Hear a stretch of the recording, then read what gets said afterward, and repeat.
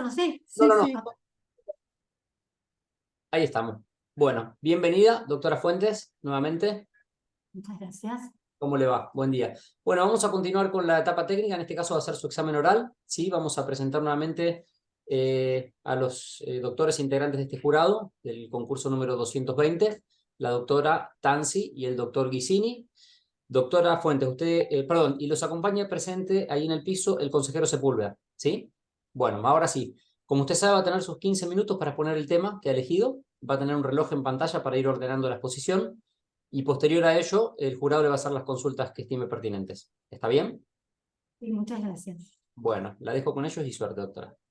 Bueno, buenos días. Yo he elegido para desarrollar violencia obstétrica. Es un tema que he elegido a raíz de un reciente fallo de la Corte Interamericana de los Derechos Humanos que responsabiliza a la Argentina por la violación a los derechos a la salud, a la vida y al... perdón, ¿no está en pantalla o me lo ponen después? Bueno, a la vida y a la integridad personal respecto a una señora que en el año 1992 fallece en un hospital público como consecuencia de haber sido sometida a un trabajo de parto para tener a su hija muerta. Esta señora a lo largo de su embarazo había sido diagnosticada con factores de riesgo que no fueron debidamente atendidos en su momento por el Estado argentino, tales como su edad, su presión arterial elevada, su aumento considerable de peso en poco tiempo. Estas circunstancias ameritaban una protección especial hacia esta señora y además un deber un actuar de diligencia por parte de los médicos. En tanto, este embarazo se trataba de un embarazo de riesgo por la posibilidad que tenía de presentar preeclampsia, que es uno de los factores de mayor mortalidad en el caso de materno, ¿no? Bueno, esta decisión de haber sido sometida a la señora al trabajo de parto para tener a su hijo muerto, y no haber sido informada correctamente respecto de los tratamientos a seguir, además que estuvo sentada por el término de 2 horas mientras se desarrollaba este proceso, generaron en ella situación de estrés, de angustia y de ansiedad, sumado obviamente a esa situación de vulnerabilidad por la que se encontraba atravesando, lo que implicó un trato deshumanizado hacia esta persona. La falta de información en relación al tratamiento a seguir, ya que esta señora ya había sido diagnosticada con estos síntomas de riesgo, sin perjuicio, y que surge de su historia clínica, que contaba con estos factores de riesgo, no fueron, no fueron debidamente atendidos, y esto implicó para la Corte Interamericana de los Derechos Humanos violencia obstétrica por la que el Estado argentino debe responder. Este fallo, que data de noviembre del año pasado, es muy importante a su vez porque obliga al Estado argentino a efectuar, a diseñar campañas de difusión para visibilizar estos derechos que nacen del embarazo, parto y posparto, a que refiere la ley 25929, que es la ley de parto humanizado. También para visibilizar todas aquellas conductas que pueden ser consideradas violencias obstétricas, también el derecho de las mujeres gestantes a acceder a los servicios de salud humanizado y a ser informadas en un lenguaje claro, que sean escuchados sus preferencias, sus necesidades, y a que no se patologice su embarazo, parto y posparto. Lo cierto es que la violencia obstétrica es una especie de violencia de género que se ejerce por los prestadores, digamos, los médicos respecto de cuando las mujeres van a pedir asistencia en relación a este transcurso del embarazo, parto y posparto, y se expresa mayoritariamente, aunque no siempre en estos casos, no exclusivamente, pero con un trato deshumanizado, poco empático, bueno, y que se traduce en prácticas a veces innecesarias, digamos, prácticas invasivas o el suministro de medicación innecesario. En fin, todo lo que signifique patologizar estos, digamos, procesos reproductivos naturales. La Convención Belén do Pará también establece que las mujeres tenemos derecho a vivir una vida libre de violencia obstétrica. Los estados están obligados a evitarla, a sancionarla y a evitar que sus agentes la practiquen y que actúen en consecuencia, teniendo en consideración que se trata de mujeres que en estado de vulnerabilidad cuando atraviesan estos momentos del parto, el trabajo del parto y el posparto.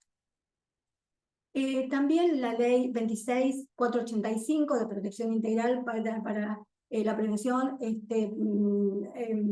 para prevenir, sancionar y erradicar la violencia contra la mujer en los ámbitos en que desarrollan sus relaciones interpersonales. En su artículo 6, inciso E, prevé como una modalidad de violencia obstétrica, de violencia de género a la violencia obstétrica. Y dice también que es aquella que digamos, ejercen el personal médico respecto del cuerpo de la mujer y de sus procesos reproductivos, en el abuso de la medicación y en la patologización en realidad, en general, de estos procesos que en realidad deben ser tomados como naturales, ¿no?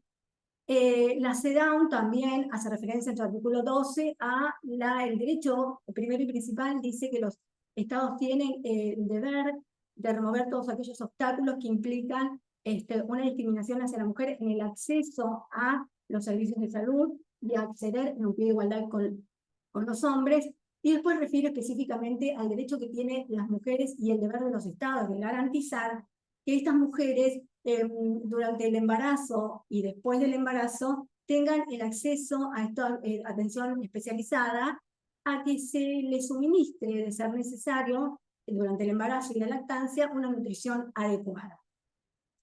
Bueno, de todos estos conceptos podemos decir entonces que la violencia obstétrica es aquella que es ejercida por el personal, por los médicos en general, pero en realidad digamos, esta legitimación activa o de estos agentes productores de esta violencia es un poco bastante más amplia, porque en realidad puede ser ejercida no solamente por los médicos digamos que específicamente se desarrollan en esos servicios obstetricia y ginecología, sino también que alcanza a otros sectores de la salud, como por ejemplo los psicólogos, incluso los colaboradores en un sanatorio, como las mucamas, los enfermeros, el personal administrativo también, y también se hace referencia a cuando las mujeres son sometidas a una pericia médica o también a los médicos forenses, o aquellos médicos también que se desempeñan en los departamentos de salud ocupacional de las empresas privadas o de las entidades públicas. También se hace referencia a, como agentes productores de este tipo de violencia, a los que trabajan en migraciones y la aduana, la policía aduanera, cuando les toca revisar, por ejemplo, mujeres de las cuales se sospecha que pueden ser portadoras de drogas. En fin, todo este tipo de violencia a veces se nota un poco más, en mayor medida, en aquellas mujeres que además viven otro tipo de opresiones, como por ejemplo, que viven en situación de pobreza o pertenecen a grupos indígenas, migrantes, o incluso aquellas mujeres que se encuentran en contexto de encierro. Todo esto, digamos, ha sido también receptado por la legislación en los países acá de la región. Como ya hice referencia anteriormente, nuestro país tiene la ley 25929, que es la ley de parto humanizado. En ella se establecen todos los derechos que tienen las mujeres en relación al embarazo, parto y posparto. También hace referencia a los derechos que tienen las personas por nacer. En este caso yo me voy a referir únicamente a los derechos de las mujeres por el tiempo, ¿no? Pero también es importante resaltar que hace referencia a los derechos que tienen las personas por nacer. Dentro de estos derechos que contiene la ley de parto humanizado, tenemos al derecho de la mujer a tener información respecto de todos los tratamientos a los que puede ser pasible, teniendo en cuenta de que si tiene varias alternativas puede elegir libremente. Una cuestión muy importante también es el derecho que tiene a ser considerada en forma individual, un tratamiento personalizado, sobre todo a también considerar su intimidad. Esto es muy importante porque en los tiempos que corren recientemente surgió en la televisión un caso en que una señora había ido a tener a su hijo a un sanatorio, tenía una cesárea programada y cuando el médico, bueno, ya la va a ver después de la práctica y todo lo demás, le dice que ya había practicado también la esterilización. Y la mujer no había pedido la esterilización, no había prestado consentimiento para esa práctica, con lo cual, ¿por qué me refiero a esto? Porque por la importancia que tiene el trato personalizado, porque el médico le da como respuesta a la señora que se había equivocado de paciente. Entonces, ahí se advierte que la ausencia de este trato personalizado, digamos.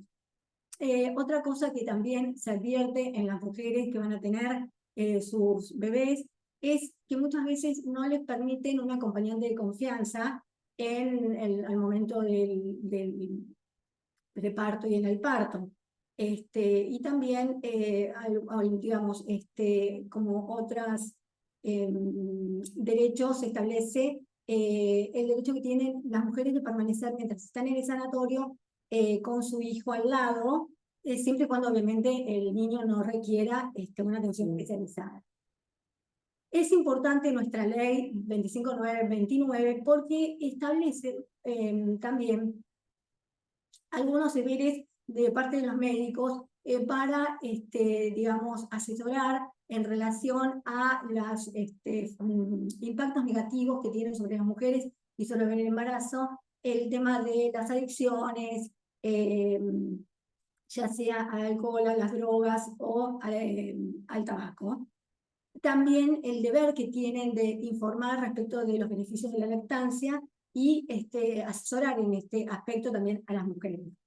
Y también es muy importante porque establece en su artículo 6 como en el caso de incumplimiento de estas obligaciones por parte de las obras sociales, de las entidades de medicina prepaga, de los efectores de salud, de las instituciones en donde los médicos se desempeñan, constituyen una falta grave pasible de sanciones, independientemente de la responsabilidad civil o penal que le pudieran caber.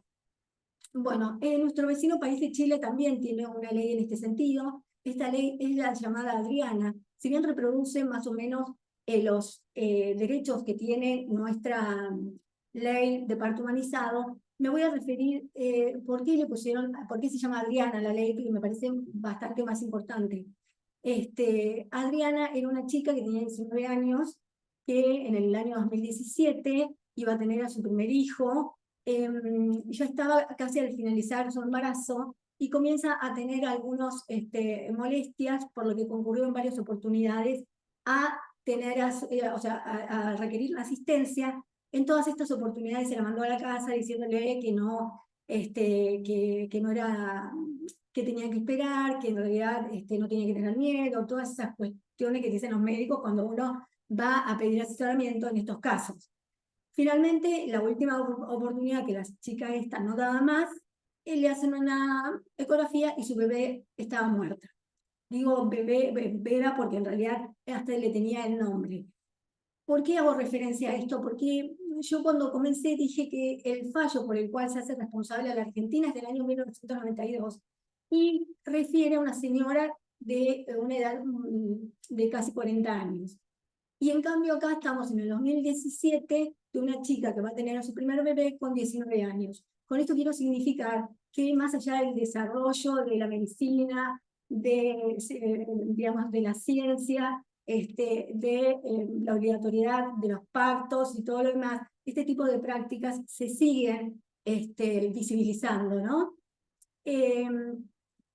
Ay, 2 minutitos. Bueno, en definitiva, me va a quedar algo por pendiente, pero lo importante es que, bueno, que este tipo de violencia atraviesa toda la sociedad, va a ser un trabajo arduo al poder erradicarla, sin perjuicio de lo cual, bueno, los estados deberán garantizar con políticas públicas la debida atención para las mujeres, incorporando en la atención la perspectiva de género y a la atención en derechos humanos y además el asesoramiento de estas mujeres para conocer sus derechos cuando, digamos, tengan que reclamar la atención. Otra cosita, la Organización Mundial de la Salud también se escribió al respecto con mucha preocupación porque a través de las investigaciones que ha ido haciendo, advierte que cada vez más mujeres alrededor del mundo han recibido trato deshumanizado, agresivo, poco empático, cuando van en busca de estas prácticas. Y esto es importante tenerlo en consideración porque además de romper la confianza digamos, de la mujer con su médico, las desalienta para concurrir a, digamos, concurrir a la asistencia y la atención durante el embarazo, que tan importante es para la mujer ser seguida, digamos, ¿no? Bueno. ¿Y usted qué opina? Porque este caso, si bien está encuadrado dentro de violencia obstétrica, no escapa a la responsabilidad de los profesionales en el debido cumplimiento de sus deberes y, por supuesto, a las obras sociales o a las medicinas prepagas o al Estado nacional, provincial, municipal, según sea el hospital. Pero el Código Civil y Comercial incorporó que muy poca gente lo tiene internalizado. Incorporó las directivas médicas anticipadas. Usted, como futura jueza, ¿qué opina de la posibilidad de que se instruya a la sociedad acerca de que pueden llevar a cabo esas directivas médicas anticipadas en cuanto a que no haya trato deshumanizado, que ante el menor signo se pase a cesárea y no se insista con el tema del parto natural, que a veces trae consecuencias no solamente de bebés muertos, sino de chicos con severas discapacidades físicos y mentales, ¿no? Sin embargo, lo que observamos es que no, hablamos mucho del consentimiento informado, pero hablamos casi nada de estas directivas médicas que va para cualquiera, porque también el trato humanizado es para el enfermo terminal. Sí, y también para los ancianos. Por supuesto, y para todos los que están atravesando una situación de incertidumbre frente a un derecho que a mí me hacen reír cuando dicen, ay, sí, está consagrado en la Constitución el derecho a la salud. Estuvo consagrado siempre, hasta en la de 1853. Lo que pasa es que empezamos hace unos años a hablar del derecho a la salud como derecho humano. Casi diría que algunos lo ven como un gran descubrimiento, y no, derecho a la salud tenemos todos, ¿no? Sí, y eso, digamos, es uno de los primeros derechos y el primer derecho fundamental al lado del derecho a la vida, porque en realidad es el asiento de todo el resto de los derechos, porque si no tenemos una salud atendida o obviamente el derecho a la vida, el resto de los derechos no se pueden gozar, digamos. Por eso es muy importante el derecho a la salud, por eso es, yo diría casi el primer derecho, lo que implica no solamente digamos, una ausencia de enfermedad mental o física, sino también que involucra mucho más que eso, sino el bienestar en todo sentido, hasta el acceso al agua potable, digamos, es un derecho que involucra la salud. De hecho, creo que ya en un fallo muy viejo de Saladeristas Podestá, ahí sí, en el amparo. ahí se hizo ya referencia a la importancia de la salud, sin haber estado, digamos, más allá de que podría surgir de la Constitución el derecho a la salud en forma explícita. En ese caso se contempló el derecho a la salud, digamos, a través de los permisos para la práctica que se hacía ahí, ¿no? Supuesto, claro. Entonces, por eso digo que el derecho a la salud no involucra solamente la ausencia de enfermedad, sino también el bienestar general de la persona. Sí, lo cual a veces parece una utopía. Una utopía, sí, o sea, en general... Pero bueno, acá la Corte Interamericana se sabe que los fallos no son obligatorios, pero le dice al Estado cumpla. Pero, ¿qué opina dentro de ese contexto la incorporación en el Código Civil y Comercial, en el artículo 855, si no me equivoco, de las obligaciones concurrentes? porque acá hay que hacer toda una demostración Sí. previa para poder... Hay que hacer la cadena de responsables, digamos. Mm. Sí, obviamente, creo que es importante que cada uno, digamos, teniendo en cuenta la relación de causalidad, la responsabilidad que le cabe a cada uno también, porque no es lo mismo un médico especialista que, digamos, un médico común, que cuando una persona llega a la guardia, que lo atiende el médico de guardia, muchas veces lo atiende sin desmerecer, obviamente, un médico practicante y Sí. muchas veces no tienen en consideración, porque a veces ni siquiera tienen al alcance la historia clínica. Entonces, dan de momento a lo mejor algunas indicaciones y, bueno, luego le dice que vuelvan por consultorio y bueno, entonces también sí, la cadena de responsabilidad debe ser determinada específicamente para justamente determinar esto de la responsabilidad concurrente. A ver quién debe responder y en qué medida. Claro, que antes era producto de la doctrina y de la Sí. jurisprudencia, Claro. y cuando se sanciona el código queda definitivamente incorporado, ¿no? Yo tuve un caso Claro. muy triste, que lo publicó, la sentencia en primera instancia la publicó la Corte directamente. El caso se resguardó la identidad de la señora. Ah. El caso Pepe contra Hospital Durán, Mm. donde la señora fue a tener su cuarto hijo, fue caminando y salió sin brazos y sin piernas, debido a una septicemia generalizada. Y ahí hubo toda una cadena no solamente de la actuación profesional, sino también del hospital y obviamente de la jefatura del gobierno de la ciudad, ¿no? Claro. Y también es importante en estos casos el tema de la prueba, de la, digamos, de invertir en algunos casos la Pero por carga de supuesto, la prueba, porque muchas veces la paciente no está en las mejores condiciones de probar la responsabilidad del médico. nunca lo estuvo. Lo que Nunca. pasa es que muy pocos lo entendieron Sí. porque hacían hincapié en, bueno, que pruebe la culpa del médico. Claro. Y no está en condiciones de probar la culpa del médico porque no tiene los elementos como para poder Sí, en hacerlo. una sala de parto, por Está el ejemplo, médico mejor preparado para demostrar que que de su actuó con parte diligencia. no ha habido culpa. Y eso fue motivo de que cayó el proyecto de 1987, porque se hizo un lobby muy fuerte con el artículo 1625 que decía lo que ahora dice el código, El que pruebe el 1735. que esté en mejor condiciones de probar.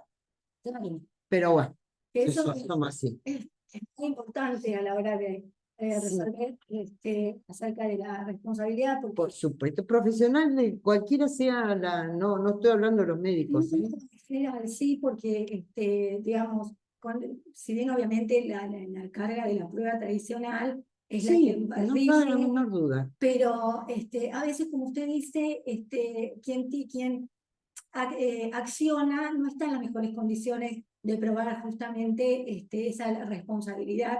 Hay uno de los presupuestos de la responsabilidad civil que sí le pesa, en este caso de la responsabilidad médica, probar a la parte actora. Sí, es los factores de atribución, los factores de atribución de... No,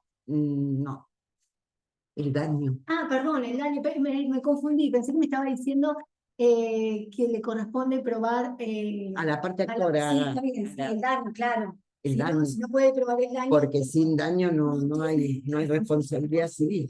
Claro, Sí. seguro. Sí.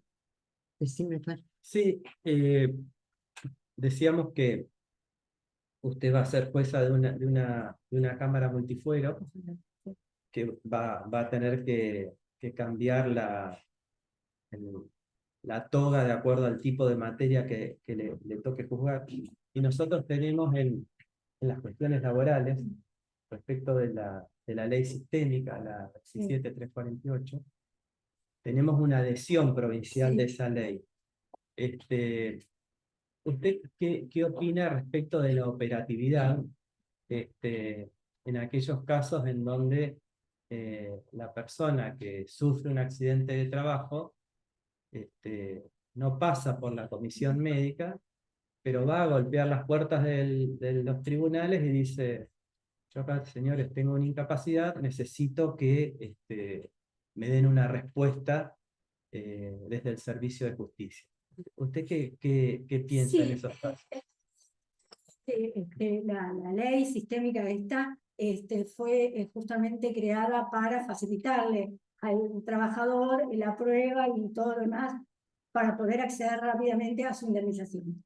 Considero que la ley 3141, que es la de adhesión, que en este momento no se encontraría por la mayoría de las digamos, antecedentes, no se encontraría vigente en la provincia, pero por una cuestión de que no estarían cumplidos territorialmente con la existencia de las comisiones médicas. Sin perjuicio de ello, y además de que la Corte se hubiera expedido en relación a la constitucionalidad de esta obligatoriedad de pasar por las comisiones médicas como un paso previo, considero que es inconstitucional. Yo pienso que es inconstitucional, pero en realidad no solamente por la obligación, sino porque en realidad si bien Pogonza dijo que era constitucional, Pogonza no se expidió acerca de las facultades que eran reservadas a la provincia, que en este caso le corresponde a la provincia. Creo legislar sobre ese tema. Entonces, más allá de que Pogonza dijo que es constitucional, porque en realidad no se le privaba de ningún derecho al trabajador, porque en realidad podía presentar pruebas, se podía presentar con un abogado, además después puede ir por la diferencia no reconocida, digamos, en su incapacidad, por el sistema de prestaciones ante la justicia. Considero que falta analizar esa cuestión de las facultades que tiene, bueno, las facultades estas de las provincias en realidad, que creo que Pogonza en ese sentido no se expidió. Se expidió en relación a la obligatoriedad, sobre todo porque, por esto que les dije, no se vulneraba ningún derecho del trabajador. Entonces, ¿usted cree que hoy, en la provincia de Neuquén, la pregunta es, Sí. ¿ese trabajador tendría derecho a iniciar su proceso judicial sin haber pasado por comisión Sí. médica? Sí, creo que sí. Considero que sí. ¿Y por qué? Por eso, hoy en la práctica de hecho lo tiene que hacer porque, por ejemplo, los trabajadores que viven en Zapala, Chosmalal, alejados de la capital, les resulta inaccesible por ahí ir a las comisiones médicas. Entonces, me parece que en realidad hasta que no estén dadas las condiciones en principio, no debería tener esa obligatoriedad, por lo menos acá en la provincia, que no están en condiciones de estas condiciones, digamos. Digamos, convengamos que el trabajador tiene una protección especial, digamos, es un sujeto de protección especial, con lo cual a una persona que está reclamando una incapacidad, me parece que sumarle el trastorno de tener que venir para poder demandar, pasar por la comisión médica, con todo lo que ello implica, porque las comisiones médicas tampoco, digamos que muchas veces las incapacidades que dan muchas veces no son las correctas, ¿no? Entonces, porque, bueno, dependen de todo el sistema de la superintendencia de seguros, de riesgo de seguro y todo lo demás, por lo tanto, sí, me parece en este momento actual. Probablemente después, cuando estén dadas las condiciones de acceso, por ahí podría ser, pero en principio pienso que ¿Y ese trabajador, usted ve viable la posibilidad de que interponga un amparo por la problemática que hay solo una comisión médica acá en Neuquén y él vive a 300 kilómetros? en caso de que sea, o sea, que se le imponga obviamente esta obligación y que no le quede otra salida, por supuesto que sí. Sí, claro, al amparo se llega después de varios no. Claro, ¿No? por eso. Entonces, en este caso sí, porque además recordemos que el amparo es una herramienta para hacer efectivos los derechos. Sí. O sea, si los derechos que están consagrados constitucionalmente o como sea, no tienen una herramienta para hacerlos efectivos, caen en letra muerta. Con lo cual, creo que en circunstancias en donde encuentra, como dice usted, un no, es viable esta herramienta. Bien. No sé, Fer. Sí. Eh, A mí, como ve, me gustan más las cuestiones procesales. Sí. A mí también me A vos gusta, lo también, que sí. pasa que El tema de las audiencias. ¿Usted tiene alguna opinión respecto de las audiencias en la Cámara de Apelaciones? Sí, considero que son muy beneficiosas, sobre todo cuando toca resolver, digamos, cuestiones que tienen relación con las personas menores. Que es muy importante que la Cámara haga uso de ese derecho y fije audiencias para escuchar a los menores cuyos derechos están involucrados. Y bueno, y de ser necesario también, por ejemplo, en la Cámara de Desarrollo, yo soy secretaria de Cámara de Desarrollo, con lo cual conozco un poco algunas cuestiones, y hace poquito se fijó una audiencia en la que intervinieron, era una chica con una discapacidad severa, motora y cognitiva, estaba reclamando por una silla de ruedas motorizada. El instituto obviamente se la negó porque dijo que como la chica tenía incapacidad motora y tenía incapacidad cognitiva, no iba a ser capaz de poder manejar una silla con motor. En realidad, bueno, no tuvo en cuenta que esa silla se puede manejar por la madre, por ejemplo, que le facilitaría mucho. En esa ocasión se hizo una audiencia que sirvió mucho con el instituto, obviamente con la señora, que era el apoyo de la chica esta, que es mayor de edad, las defensoras, porque tanto la chica como su mamá tenían sus respectivas defensoras, y el Ministerio de Incapaces. Y fue muy útil porque ahí pudimos escuchar también las necesidades de la señora, porque era ella la que estaba a cargo de su hija, que era ella la que la tenía que movilizar para todas partes, para llevarla a todos los tratamientos que tenía de kinesiología, o también hacía muchas actividades la chica. Entonces, y eran de Chosmalal, con lo que implica Chosmalal, usted por ahí no conoce. sí conozco. Que por ahí el terreno también es poco accesible. Sí, más vale. Entonces, demandaba un esfuerzo físico extra, ¿sí? Con lo cual fue muy beneficioso haber hecho esta audiencia, porque de esa manera pudimos tomar contacto directo con el problema, y que de haberlo tenido directa solamente a través del papel, no hubiéramos, digamos, Que es una ventaja de la inmediación, ¿no? haber tenido realmente tal vez una resolución certera, porque el instituto le había dado una silla nueva, pero bueno, no se ajustaba, qué sé yo. Pero al ver a la señora expresar sus necesidades y ver para qué era, no estaba pidiendo la silla por una cuestión de lujo, sino era realmente necesario para poder educar a su hija. Entonces, considero muy beneficioso para resolver todas las cosas. Bien. ¿Tenés alguna otra? No, estoy muy bien. A ver.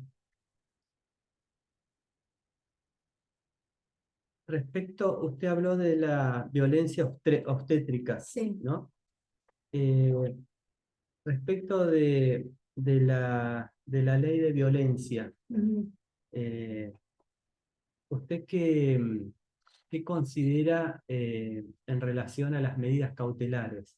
Sí, bueno, que justamente sí, considero que son necesarias, que deberían obviamente de tener un tiempo limitado, que deberían, digamos, no ser genéricas, sino adecuadas a cada situación en particular, porque no siempre estas medidas tienen la misma, digamos, el mismo resultado, teniendo en cuenta porque muchas circunstancias son diferentes. Entonces, a lo mejor una custodia, digamos, en la puerta de la mujer, para que el hombre no se acerque, para la mujer no es tan beneficioso. Por ahí es más beneficioso que la custodia lo siga el hombre para todas partes, para que lo cuide, que no se acerque a la mujer.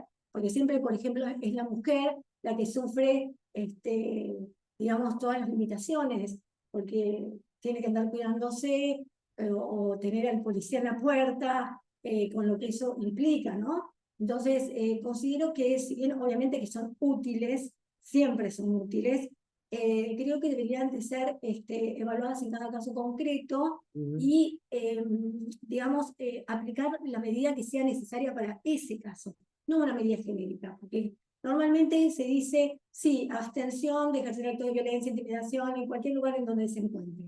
Pero en realidad, a lo mejor, ese tipo de medidas en una ciudad como Chasmalal, o como Landacoyo, o como Las Ovejas, o Loncopué, no son practicables porque voy a tomar un colectivo y me lo cruzo enfrente. Entonces, o voy al cine y tiene derecho a ir al cine también. Entonces, No, los hombres no tienen derecho. entonces bueno, Así creo de- ese tema de esa practicidad, ¿no? Pero sí, obviamente, estoy de acuerdo con las medidas Pero cautelares. esto que usted resalta es importante, porque eso sí que es una directiva de la Corte, que la volcó también en el Código Civil y Comercial, de el estudio del caso concreto. Es ese caso Y requiere esa medida. y no la generalización, ¿no? Porque uno puede fundamentar con otros casos de jurisprudencia, pero en el marco de, por ejemplo, lo que usted trajo de violencia obstétrica, es ese caso, o para los chilenos la ley Adriana, pero vamos a ver si hay otras Adrianas, vamos a ver cómo fue el El caso tema. concreto, claro. Es muy Sí. importante, ¿no? Porque Sí. esas son las directivas del código también Claro. para los O jueces. sea, sí, no, En cada caso, esa frase que utiliza la Comisión de Reformas, cada caso en particular. Eso es lo que como jueces, porque en una sociedad tan compleja como la que tenemos, sí, no podemos Claro. generalizar. generalizamos Y y como ya le dije, cometemos errores. por ejemplo, en Chusmaral terminan imponiendo medidas de prohibición de acercamiento a 200 kilómetros. ¿Pero por qué? Porque si no es impracticable Claro. a 300 metros. Sí, Te lo encontrás, sí o sí. además no le va a impedir a que haga su vida, que vaya a trabajar. El hombre, ¿no? Sí, Que haga su vida, que vaya a trabajar, pero bueno, pero se imponen esas medidas. que vea a sus chicos.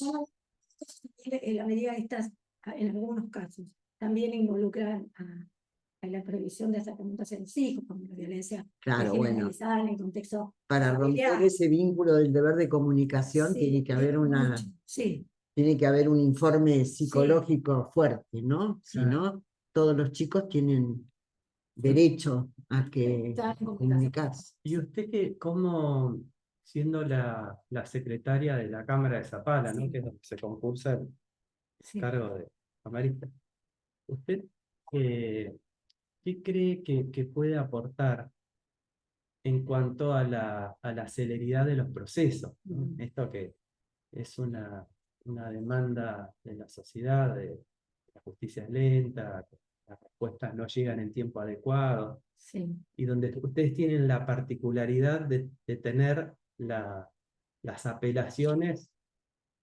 No, yo quiero hacer una acotación con respecto a la justicia lenta. Esto es como los aeropuertos, ¿no? Se cae un avión y salen todos los medios de comunicación a decir se cayó el avión, qué disparate.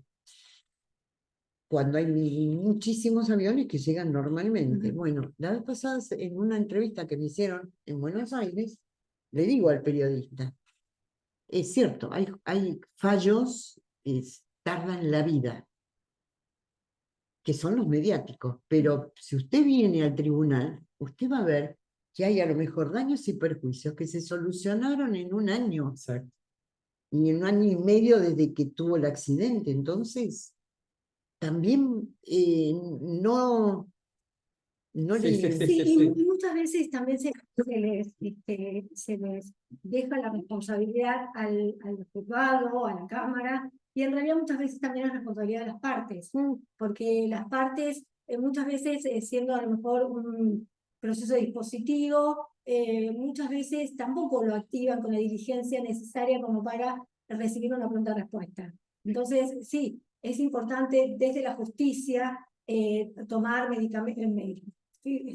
No, medicamentos hay que tomar. Sí, Sí, sí, sí. Me Todos los que trabajamos en la medicamentos justicia. para celeridad de la justicia, porque una justicia tardía deja de ser No, justicia, no sirve. es una denegación de justicia, pero también hay que ver la responsabilidad de las partes, porque yo veo que siempre se le achaca la responsabilidad al tribunal, a la Cámara, al Tribunal Superior, a todos, pero en realidad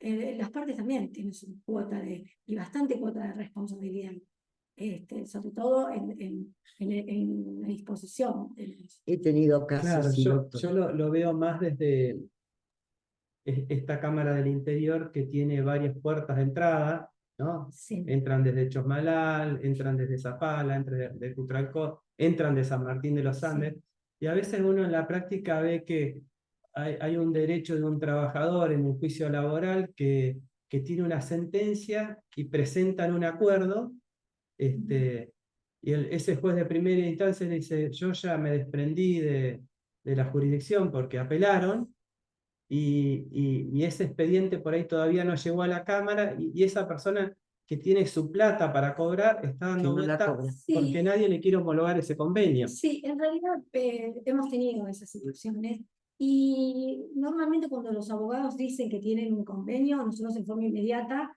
suspendemos, estamos llamados de autos y todo lo demás, y lo mandamos al origen, no damos tantas vueltas. Ustedes no homologan. Nosotros no homologamos, lo ¿Por mandamos qué no homologan? Qué interesante. porque en realidad O sea, ustedes tienen el criterio del Tribunal Superior. sí, de que se homologue en la instancia de grado, sí, para poder seguir ahí la ejecución y el cumplimiento de la sentencia, que sea necesario. Sí, nosotros lo mandamos al origen enseguida. Hemos homologado en alguna oportunidad cuando hemos tenido ahí todos los El arreglo elementos en cámara. Cuando en cámara. el acuerdo Sí, fue en lo que pasa cámara. es que justamente dice el hecho de que sean a veces Pero usted a veces pasa que lo mandan a origen para que homologue y el juez dice, no, para mí no están dadas las condiciones para homologar. bueno, no hemos tenido esa situación, pero aquí iba yo, justamente usted dice, es de Chosmalal, por ejemplo, el empleado que tiene que homologar. Y a ellos le conviene que yo le mande el expediente, porque nosotros a veces lo citamos para la homologación al trabajador y le explicamos los términos del acuerdo. Entonces, Siempre que se por eso, pero en lo que hacemos, digamos, en los que nos ha tocado homologar. Y a veces viven en Chosmalal y tienen que venir hasta Zapala a ratificar el acuerdo. Entonces, por ahí es más conveniente para ese trabajador remitirle la causa al juez, que el juez lo cite Pero fíjese en cuanto a la celeridad, ¿no?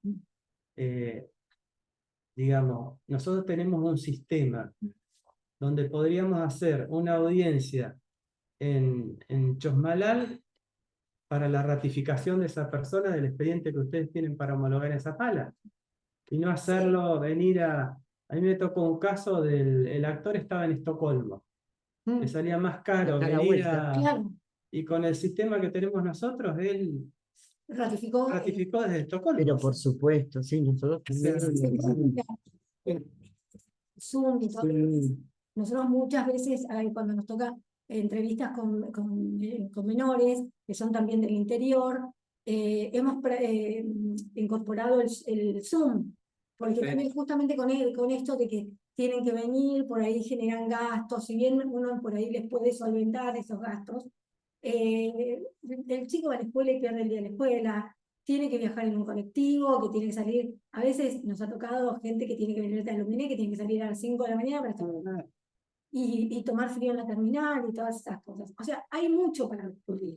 Sí, sí. Sí, hay mucho. Pero bueno, tendremos que implementar todas las herramientas, obviamente, que facilite el acceso a la justicia y a todas estas cuestiones. Pero bueno, muchas veces esas herramientas tampoco dependen mucho de nosotros. Digo, a veces cuando dependen de una decisión por ahí del tribunal o qué sé yo, por ahí también, qué sé yo. Hay otros en el camino. Bueno, para mí, ¿Listo? sí, sí. Gracias, doctora. Muy bien. Ahora sí.